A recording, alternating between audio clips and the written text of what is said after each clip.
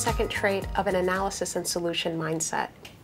Seeing problems and needs in society, the community, or the workplace, and looking at the bigger picture when finding a way to solve a problem. And how do you do that? Well, when you're addressing a problem, I think the most important question you can ask yourself is, why does that problem exist? That takes you to the next level of analysis, and you can really get down to the root cause, right?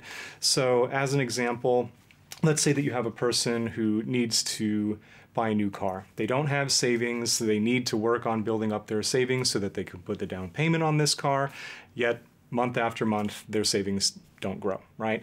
From an outside perspective, you could easily arrive at the conclusion that this person simply needs to be better at saving money. They're making some sort of mistake, right? But if you look at the full context, you might see, oh, well, this person has actually kind of a low-paying job. It might not be so easy for them to save money.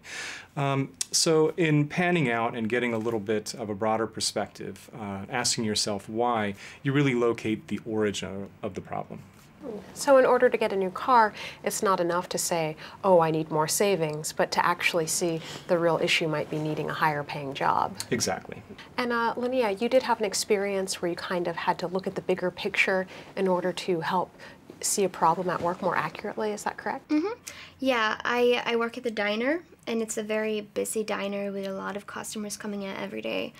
And we do a lot of stuff. Like, I'm a waitress and I'm doing the dishes at the same time as I'm cleaning the tables and putting everything back to where it's supposed to be. So there's a lot of things to do at the same time. And I'm started to feel very stressed for a while, and I saw that the people around me who's working there also are very stressed. But I didn't see anyone really bringing it up or talking about it. Everyone just kind of went with it. But I started to feel like it was a problem because we barely had our lunch breaks, everyone was super stressed, and I thought that, well, maybe our problem is that we don't have enough people working there. But then again, I started to step back a little and think that maybe the problem is that we lack communication, because nobody talks about it. And so I brought it up with my boss, and we talked about it, and she didn't know. She knew, like, we were busy, but she didn't know that we were so stressed out. And I feel like sometimes you expect people to just know when they actually don't. So I felt like the bigger problem here was a lack of communication, since she didn't know. And when she found out, she could start working towards a better work environment. Yeah, I have to say that's really insightful in a couple of respects. You know, when you're in a new work environment, you do sort of expect people to be all on the same page and communicating, exactly, right? And yet you saw that they weren't. And then taking the additional step of thinking to yourself, well, maybe my boss actually doesn't know exactly what's going on. Maybe there's a lack of communication both at my level and this level. And I have to say, as a manager for many years myself, I've run into that over and over and over again. People just assume that you know everything. Yeah. So you demonstrated empathy for your coworkers and a broader perspective, a boss level perspective, which is really great.